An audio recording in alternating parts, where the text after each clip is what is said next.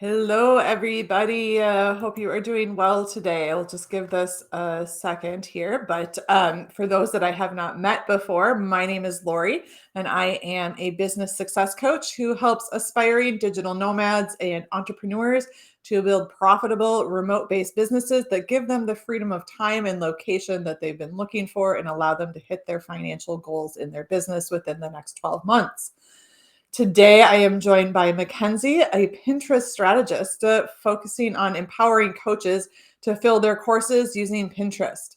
She shows coaches how to position themselves on Pinterest as an authority using their blog or podcast so that their ideal clients gravitate to them, expanding their audience. And as I told Mackenzie before we started, I'm very curious about this topic myself. So I'm really excited. Thank you so much for being here, Mackenzie.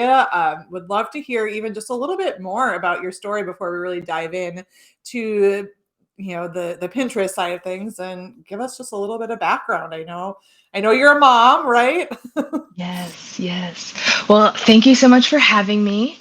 I am Mackenzie, and my journey started as a teacher and chose to, when I had my littles, to stay home with them because let's be real here, teacher salary, I'd be paying the same price in daycare than I would be teaching, Mhm. or earning from teaching. So, I started out my business journey with VIP kid teaching, and that was no bueno for me and my lifestyle with little ones at home. So then I transitioned to virtual assistant, realized Facebook and Instagram were not my friends. I did not like social media so much. So here we are with Pinterest. What really drew me to Pinterest is because I was a teacher, I was very visual, like I like to learn that way. And because I was working with small students, basically fifth grade and younger, they were very visually inclined as well. So it Mhm. kind of really fit into that niche of things. And what I really loved about Pinterest and that set it apart from social media is that it's a visual search engine. Um, Meaning it's searchable. So if you need to go find something, you can go there, type it in, and you're not going to get a whole bunch of fluff or, get sucked into the scroll of unnecessary information that you actually really are looking for. So that's kind of how I got to the Pinterest. And I want to say in April will be my 3-year mark working with solely just Pinterest marketing. So it's fun. It's super fun. So Awesome. That's amazing. And hey, Rachel just said hello. And I know we have a lot of people that are really excited about this. So let's dive into some Pinterest and let's talk about how our audience here, which is definitely several coaches as well as consultants, VAs, but how can they use Pinterest to grow their audience reach? perfect. Okay, so like I said, Pinterest is a search engine. So the one big thing that you need in order to make Pinterest work for you and your business is you need to be putting out that creative content regularly. Now, regularly is a relative term. So whichever is comfortable for you, whatever your consistency is, don't stress yourself out. It doesn't need to be anything stressful for you to add to your business because we're all stressed out in our business already.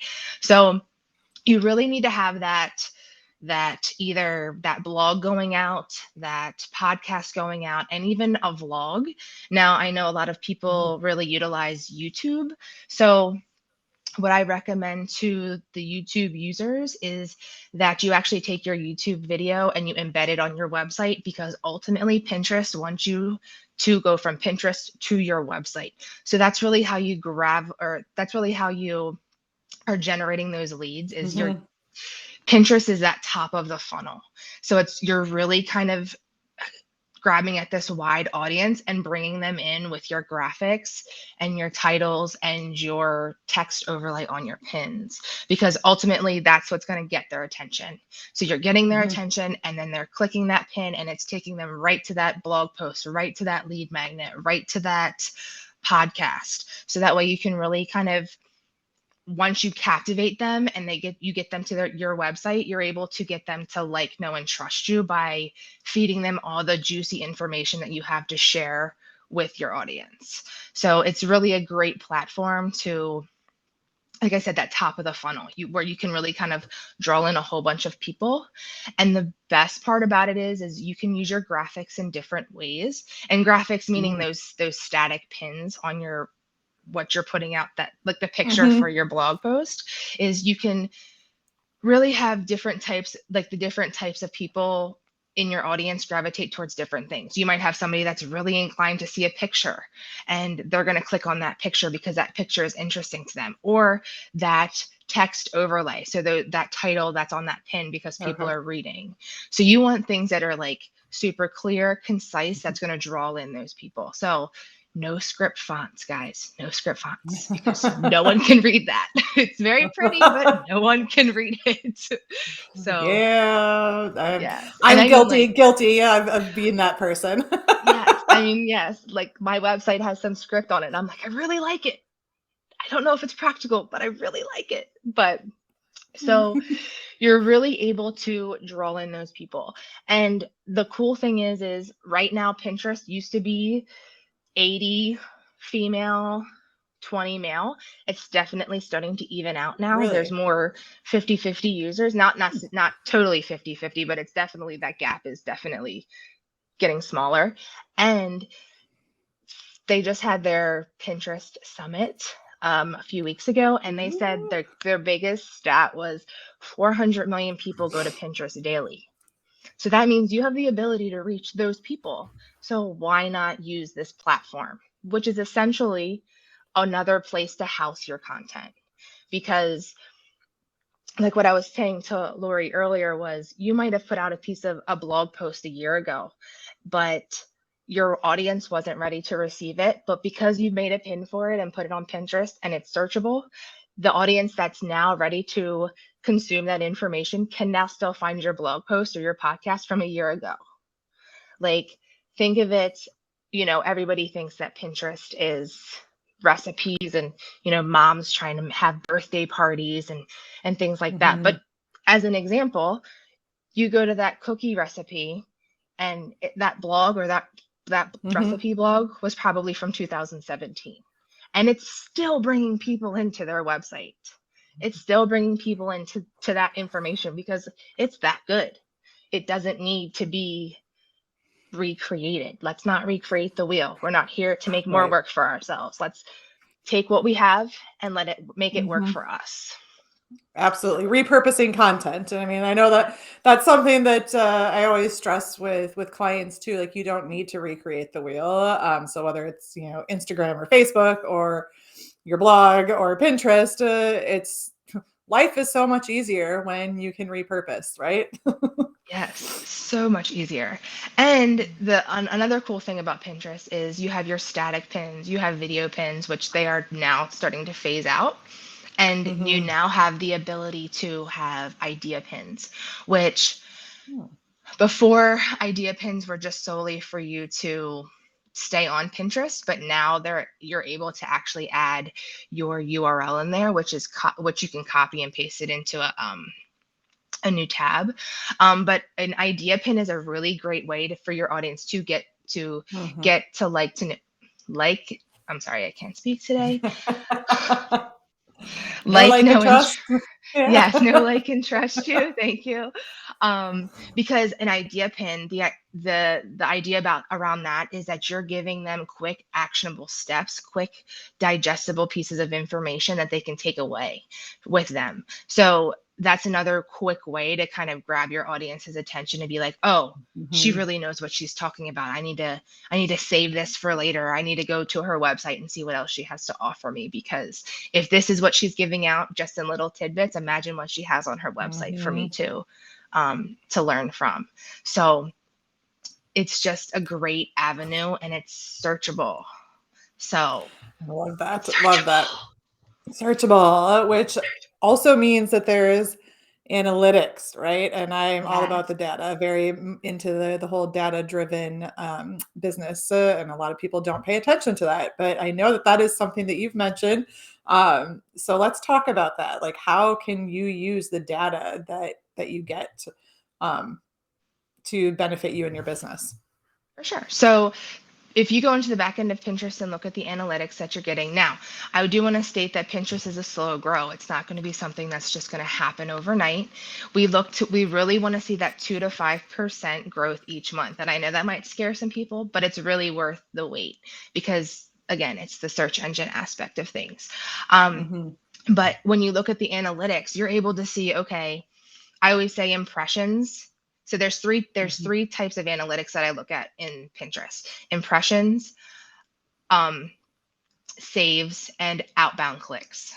Now, impressions tell you that you're basically impressions means that your pin is on somebody's scroll. So somebody has Okay. you've been on their page, on their feed. So that tells you your keywords are working for you. Saves. Saves are great because either that person's not ready to digest that information that you have, but they know they will need it Hmm. later on and they can go back and visit it, but also that your pin graphics are doing well because that tells you that that was clickable enough for them to save it for later. And then lastly, outbound clicks. That tells you how many people have gone from that pin to your website. So you can kind of use that information, especially with the outbound clicks of, okay, so, I really talked heavily about topic A and topic B. Topic A did really, really well. Topic B, not so much. So it kind of helps you in the future um, plan out your future content because okay, so my audience really liked this one topic, so let me talk a little bit more heavily with that to really draw them in, and then sprinkle in the other topics that weren't so popular but are still useful and needed. So it kind of really helps you determine what you want to put out in the future for your future content, and it also Hmm. tells you what is the most important that your audience is looking for, like what are they struggling with in their business or whatever you're coaching or whatever topics you're Hmm. talking about, what they really need in their life at that time. Now another great thing is you can connect your Google Analytics with Pinterest and your website. And that really kind of gives you a deep dive into your analytics, especially like, okay, Hmm. so I'm based in the United States, but my content's doing really, really well in Australia. So I'm going to make sure that I'm pinning at the times that it's going to be relevant to Australia and not Hmm. necessarily here. Yep.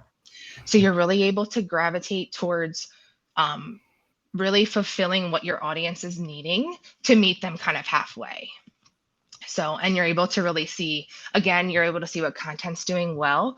You're able to see, okay, well, they didn't spend much time on this blog post. So let's move on and try to create something that's going to be more attention grabbing for them once they get to my website. So, Okay, love it. And again, I know we have some people watching too that are very much into the analytics. So wanted to make sure we touched on that. So let's talk best practices, right? And I you probably have something to say when it comes around. Sorry, when it comes to consistency, and this is something that I talk about a lot just on social media in general. But what does this look like on Pinterest and other best practices besides consistency too? okay, so again, consistency is based off of you personally. Pinterest Pinterest AI is not comparing you to your neighbor. It's comparing you to you. So whatever you start out doing, just maintain that or grow it. Now, if say you're putting out, okay, so I recommend that my clients put out a piece of new fresh content once a week. Okay. So I'm creating pins, new pins. I create 7 pins, 7 to 10 pins per piece of content that all look different. So that way I'm grabbing different people's attention, Okay. and then I redo that again for the next piece of content. So say like if I'm putting out those 7 pins a day or 7 pins a week, 1 pin a day, static pin, and then I drop that. Well, your analytics might dive because Pinterest is like, oh Hmm. no, I need to relearn what she's doing now. So now it will even out, but it might take a month or two to kind of get those analytics situated for your information. But Consistency is just based off of what you want to do. Don't stress yourself out. You can always build on it. You can always take some away if you want to. You're just going to see that dip. Mhm. But make sure that you're really putting out that content consistently, which whatever feels good for you. Now, I personally recommend one static pin a day and Okay. at least, if not more, one idea pin a week. Okay. Because idea pins are really focusing heavily on idea pins because they're transitioning idea pins to where you can start promoting them for ads, which is something that's super exciting for the Pinterest world because that's really, those are really like drawing people in. Yeah. So another thing is if you are looking to do Pinterest ads, I highly suggest that you have your organic strategy in place first, because then you're just going to be throwing your money out the door because Pinterest is not going to know Mhm. where to put your ads because it doesn't have that information from your analytics yet. So really make sure that Mhm. you have a strong foundation in your organic strategy before you add in ads of any sort. Yeah. Um, and Pinterest ads are a lot cheaper than Facebook and Instagram ads. So just put Ooh, good to know. that out there. Those same rules do apply though for Facebook and Instagram too, but Yeah. yeah, definitely. And because they're new, it's easier. Yes. So hold on, we got a question here now from Rachel. So she said, "How do you build on it?" I'm not sure exactly what you mean, Rachel. There, if you want to expand. Expand a little bit. Um, and then so you want to put out that the consistency. You want to have a static pin a day, an idea pin a week. If you have video pins, that's definitely something that you can use. But in the US right now, they're like, make it an idea pin. How do you Okay. build on Pinterest? Meaning, like, how do you Build your audience. Is that what you're referring to, Rachel? Or um, how do you post something? Just let us um, know. We'll answer when yeah. you come back, Rachel. So those are really the big things that I would say is just that consistency and those using their platform. You also want to pin from Pinterest itself. I always manually pin from Pinterest because I really like you to use all their features. And then I also utilize a second, um, is it like a Facebook or like Facebook Lives are? I'm not sure what that's asking. So I think Oh, do what you do lives? oh So Facebook or Pinterest does not have the ability to do lives, but that's when I would utilize that idea pin. So I would you could take it, if you did a Facebook live, you can definitely take it and kind of chop it up into slides. I think each slide is 60 seconds, no more. And then you can actually, like I've put on like 3-minute videos of clients lives or YouTube video, and I just chunked it to where it will go through each slide, and then you have that full video um, mhm. as an idea pin. As for a video pin, if you still have access to that, you can put that whole video up there. Ideally, I wouldn't say more than, 2 to 3 minutes because you will tend to lose people if it's not like super attention grabbing. But that's just something to consider. And I mean, there's no harm, no foul if you want to put up a longer video too. That's also totally fine. And I'm going to just chime in here because I have talked to Rachel before, and I know that she is not a fan of doing live and video. So if you aren't somebody who wants to do video, you mentioned you can use your blog Mm-hmm. to do the same Mm-hmm. thing, right? Which Yep. is a written thing, so you don't have to use video to do this, Rachel. So if that's not your Mm-hmm. forte. Yes. And also, um, I'm not super inclined to do video either, so I totally understand. Because I get all red in the face, as you can see, my face is very red right now. Oh, but But I do suggest that with your idea pins that you want to put so I like to use static, or not static, but stock video. That's something that's like a quick 10-second clip of something about that I'm talking about. So if, say, I'm like working with a teacher, I might put like a 10-second clip of a classroom, of it panning through like a classroom. It's not my classroom, it's not the person's classroom, it's just that stock video to really draw that attention and grab your audience's eye. So That's that's something great. That that's is a good also, idea. yeah, that's Yeah. something that's usable because not everybody likes, like, that's, not everybody likes to do that. Also, if you're doing a podcast, you can definitely put a sound clip on your pin, and you can add that little the speaker where The, it like, looks like it hops. bar, Yeah, the yeah, bar, yeah. which is still considered a video. So that's also kind of helping you as well. So you can Hmm. put in that sound clip to really help as well if you're doing a podcast. Because I know not a lot of podcasts they might be videoed, but they're not videoed like for you to see. They just take the Hmm. audio from it. So that's something that's totally usable. So again, make it work for you. So if you don't like doing video, don't do video. If you don't like writing, do a podcast or YouTube, just make it work for you. So Hmm. Yeah, absolutely. And question, and this one's relevant specifically even to me, but I know other people too that are not doing podcasts, but they're doing like Instagram lives or Facebook lives. Is it something where you can drive back to like one of those pages as you well? you totally can. The only thing is if you are using a third party website like YouTube, Facebook, Instagram, you're not going to get the juicy analytics because you don't technically own the website that you're sending it to. You're only going to get the analytics from your website. Now, granted, you might get some if you have like the Facebook Studio where you can get the analytics from that. You might be able to pull some of that information, but it's not going to be as detailed within Pinterest itself. Okay, got it. Got it. That So, makes sense. but I would suggest that you download that video or that live and embed it onto your website and create a new URL for it and send people there that way. Because then that gets them back to your website. Yeah, and that makes total sense. Okay, and I mean, yeah, you can definitely do that with Facebook or Instagram.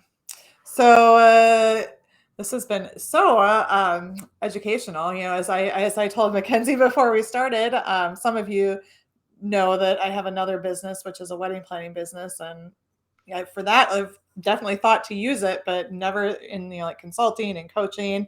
And we have another question, actually. It looks like so. We'll jump over to that first. But so it says, how would you do that if you don't have a website? Good question. Good question. So what I would say is you can still use Pinterest. It's not going to work for you as hard as it would if you did have a website, but you can still use it for your brand awareness. So like I said, you can still link back to that Facebook post or that Instagram live and things like that, or the reels, and really kind of help pull people from Pinterest to your audience there. Now, the only thing is you're not going to be able to see the growth because you don't have those analytics. So it's just a matter of it's not worth it, but you're not going to get as much bang for your buck if you don't have a website. Right. And it's something too that like if you're just starting your business where you can transition into a website once you build it. You don't need it to start and then you can just transition over there too, right? Hmm. For sure. For sure. Absolutely. You just get better data when you do have your own website and you're in control of it. So social media is great. It's also kind of like building your email list versus social media. Like social media is a great platform to interact with your audience, but you ultimately want to get people in your email because you own your email list and you can Hmm. get more bang for your buck in your email than you can on a social media platform. So um, awesome. Awesome. Had some good questions and awesome content today. So this has been, I think, really, really good. So any other like tidbits or nuggets that you want to share with the audience before we wrap up? The only thing really is I just can't stress it enough is just being that consistency. Just taking that consistency to heart. And again, whatever your consistency is fine. Just continue with that. Don't Mhm. stress out. You don't need to make more stress for yourself. And just remember that Pinterest is a great platform to house your information. It's a great way to kind of draw in that audience. So that way, Mhm. for your past content, it's still usable, it's still evergreen, and just help it to grow. Yeah, absolutely. Absolutely. Consistency, everybody, take that. So, if people want to keep up with you, where can they do that? They can follow me on Instagram. I believe it's linked at the Okay. bottom of the screen, as well as ArmstrongVirtualSolutions.com is my website. You can always contact me there. Those are the two best places to find me. And if you have any questions, don't hesitate to ask. And if you need help with your Pinterest, definitely reach out. I'm here to help. Awesome. Thank you so much. And I will also drop the link for her Instagram in the comments once we're done here so that you can just make it clickable. Um, Thank you so much, Mackenzie. This has been like so interesting. And I know that other people have also really enjoyed it, obviously, based on the feedback. So we will wrap up now, everybody. If you have any more questions, feel free to drop those in the comments and we can tag Mackenzie, and I'm sure she'll answer those for you, or reach out to her Sure. on Instagram. Um, just in closing today, guys, if this is something that's of interest to you, please do reach out to Mackenzie.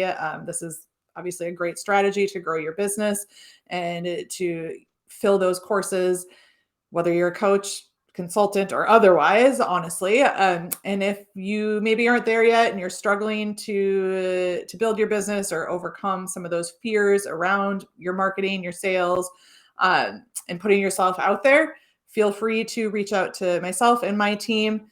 Stop going at it alone. Whatever it is that you're doing, reach out. Let's chat about how you can get there faster with more confidence, less sleazy sales, and in a way that is authentically you. Go ahead and send myself or any of our admins in the group a DM, and we would love to talk to you more. Thank you so much again, Mackenzie, sorry. And we will talk to you all next week. Have a Bye. wonderful day.